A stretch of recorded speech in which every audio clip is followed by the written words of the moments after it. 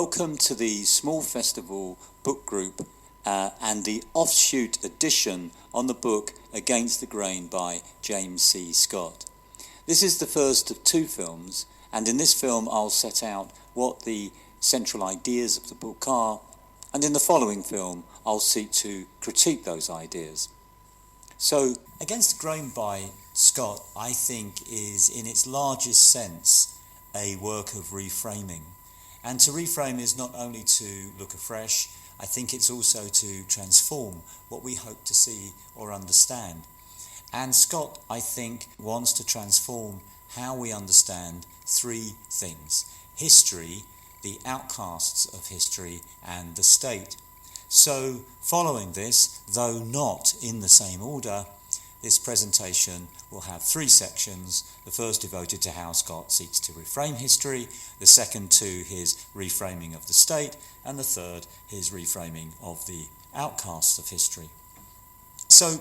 beginning then with part one and the reframing of history, I think this book is in many ways, at least in part, a meditation on history, its origin, its focus, its writers, the materials it uses, its revered objects, and its conclusions. And in some ways, I think Scott seeks to interrogate the idea of history in general and the story of triumphant civilization in particular. And Scott, like Rousseau before, and more recently by Noah Harari and Rutger Bregman, makes the proposition that what we understand as civilization, which of course is presented as history's great achievement, is in fact an intellectually and morally questionable story, which despite its faults has continued to hold us mesmerized in the narrative we call the ascent of man, a sequence of progress from nomad to farmer, village to town, city to civilization, with each step presumed to be an epoch-making leap in mankind's well-being. And this is what Scott calls the standard narrative, which, like the escape from Plato's cave, is a journey from darkness into light, an escape from the savage, wild, primitive, lawless and violent world of the hunter-gatherers, and a great leap allowing us to realise our destiny and our full flourishing in the arms of the state. And of course, Scott's intention is to dislodge this mythology from both our imagination and our history books. And he does this by critiquing these claims to history both intellectually and morally. Intellectually, he challenges the rigour and the discipline of the standard account, confronting its claim to have found a clearly ordered and naturally sequenced path where the A of agriculture led to the B of the state and the C of civilization in a neat causal chain of human progress. So he tells us there's something radically wrong with this prevailing idea of the historical order. For one, sedentism and domesticated agriculture did not originate with the great cities, but in the abundant and dispersed wetland paradise of southern Mesopotamia. And for two, irrigation and the domestication of grain did not automatically lead to the state.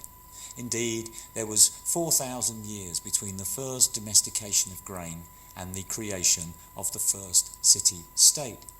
And the whole seemingly irresistible rise of the state was, in fact, slow, halting, reversed, incomplete, and continuously resisted. Now, these, I think, are interesting, but perhaps technical points. And whilst they challenge the easy sequencing of the so-called ascent of man, it's less the intellectual critique and more the moral evaluation of the standard narrative, which I think gives this book its energy and its voice, upending, which is to say, reframing, what he calls the civilizational just so story, which, as now presented by Scott, seems more like a great historical mistake, marching humanity not on a journey toward peace and security and flourishing, but into a very narrow existence of drudgery, disease and slavery. And he presents this as a passage from a profoundly diverse and complex existence to an experientially and culturally impoverished simplicity. Whereas hunter-gatherers were mobile and sustained by multiple food webs, agricultural man was confined to a single space, a few grains, and a narrow protein-poor diet. Whereas hunter-gatherers lived to the rhythms of nature, agricultural man was subservient to the rhythm of what Scott calls the grain metronome, beating out its sparse and minutely choreographed routines and shaping our bodies, habits, homes, social structure and religious imagination. Once Homo sapiens took that fatal step into agriculture, he tells us, our species entered an austere monastery whose taskmaster consisted mostly of the demanding genetic clockwork of a few plants. And the new landscape into which these plants were destined was also wholly artificial and had to be constantly defended against the whole of nature, really, banished from this new Homo sapien space, but always looking to return, so that the fields of early agriculture were permanently threatened by a whole host of enemies, bacterial, fungal and viral diseases, weeds, larvae, snails, insects, birds and rodents, suggesting that far from domesticating grain, early agricultural man, in a sense, is itself domesticated, forced to protect its precious and vulnerable grains day and night, and strapped to rounds of ploughing, planting, weeding, reaping, thrashing and grinding, in a permanent cycle of drudgery which was literally etched into the bones of our ancestors.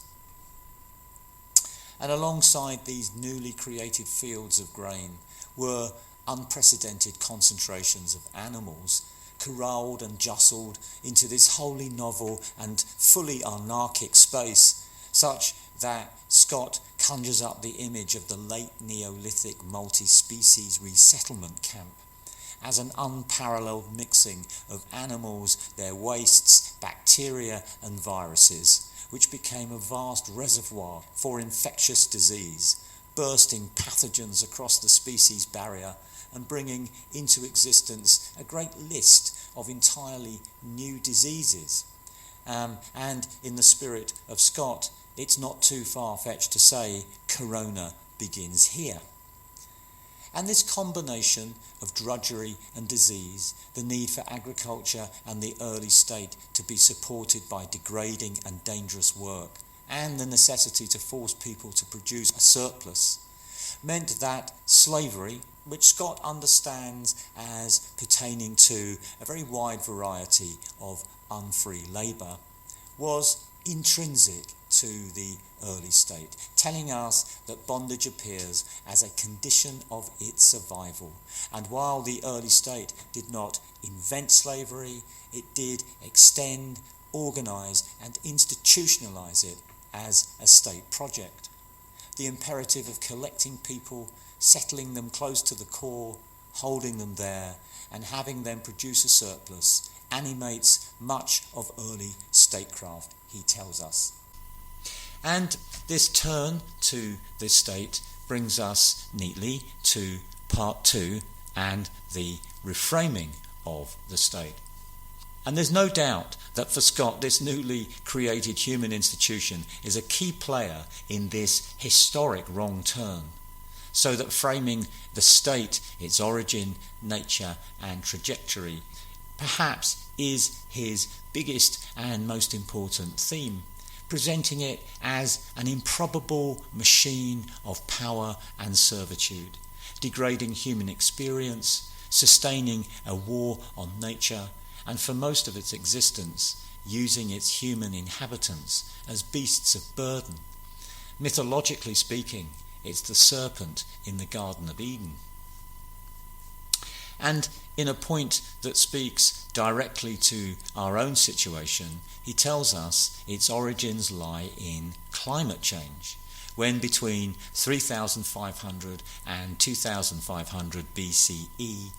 there was a steep decline in the sea levels and the volume of water between the Tigris and the Euphrates. The rivers shrank back, and population once dispersed across the wetlands of southern Mesopotamia were now increasingly huddled around the remaining water, so that the population became concentrated with fewer alternative sources of food. And this, of course, is the dense nucleus of people who become the embryo of the embryonic state. Aridity proved the indispensable handmaiden of state-making by delivering, as it were, an assembled population and concentrated cereal grains in an embryonic state space that could not have been assembled by any other means. And the state that would emerge would build upon these original communities, to which Scott gives various names, and many of them sound very technical, like the late Neolithic multi-species resettlement camp, or the late Neolithic grain and manpower module. But beneath the technical language, I think, is the straightforward concentration of people and grain, which for Scott was the only possible scaffolding from which the state could have been erected, and for which all sorts of unique circumstances were absolutely necessary, like rich soil, abundant water, domesticated grains, writing, slavery, water transportation, walls, and even trade with the barbarians. And because nearly all of these were absolutely essential, most of these states did not survive, disappearing as failed experiments, which Scott describes as akin to a 5-tiered human pyramid, swaying and trembling as the audience holds its breath, anticipating its collapse. And yet, this unstable and unlikely form, like the baby aliens in Alien 3, has, forced by the conditions for its own survival, in the words of Thomas Hobbes, a perpetual and restless desire for power after power, so that from its beginning it appears as an instrument geared to the concentration and the expansion of power over its population and over nature, with all states continuously seeking to enhance their command and control, and constantly scaling up and institutionalizing their structures of power. And as part of this, the control of population is at the very centre of statecraft, because, as Scott tells us, winning territory is pretty meaningless unless it can be made productive by bringing people in, who need to be brought to the state, repurposed as subjects and subordinated to new forms of control, and only then can they finally be forced to produce the surplus the state craves. And that's why for Scott, slavery and the constant warfare to secure slaves was so foundational, telling us that the role of captive labour and slavery was so vital and strategic to the maintenance of state power that it is difficult to imagine any state existing long without it. And this unrelenting quest for control is also the reason why all classical states are grain states. Despite many alternatives, some yielding more calories, we don't have any lentil states or any tuber states or any states of a long list that Scott gives us, because we have wheat and barley states, and that's because wheat and barley grow above the ground and ripen simultaneously, which makes them amenable to control. The state knows when the harvest is coming, it can see it, and therefore it can take it.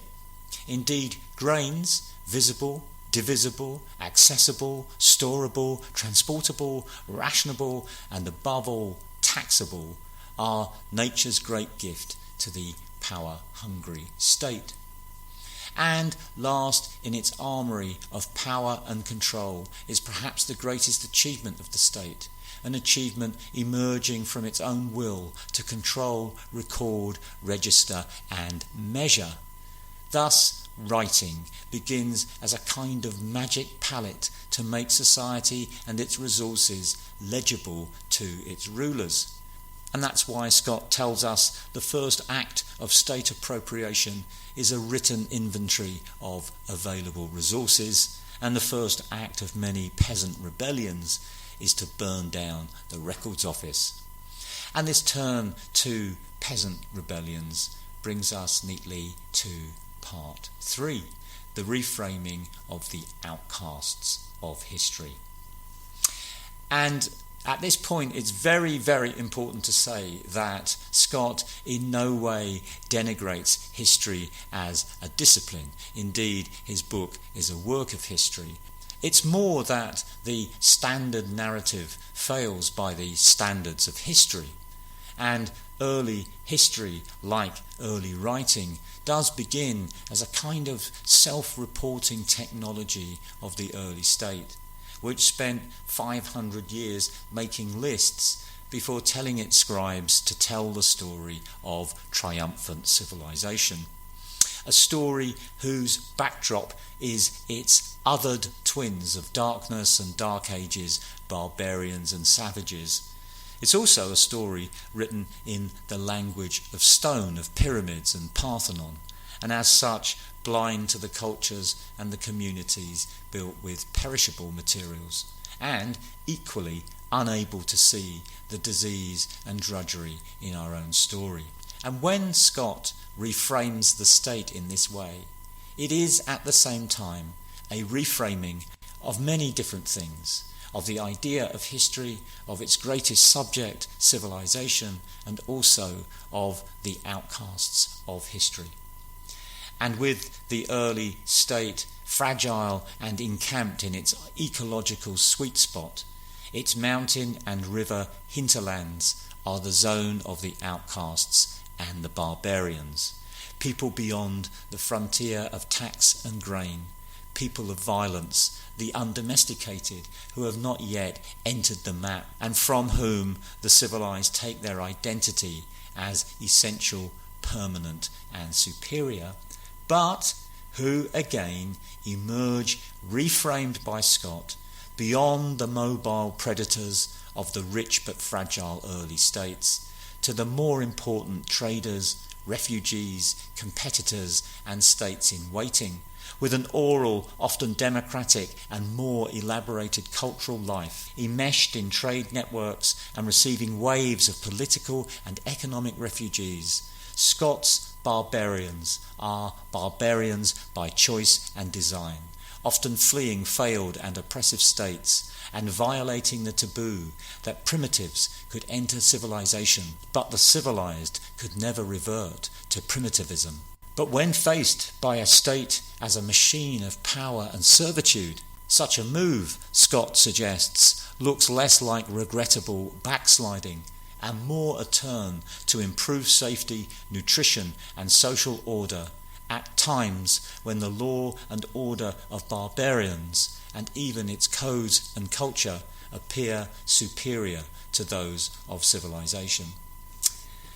These then are the three great reframings at the heart of Against the Grain, through which Scott hopes to transform how we see and understand history, the outcasts of history, and the state. How successful he's been in this project will be the subject of the next film, which will seek to critique this short but rich rereading of our earliest history.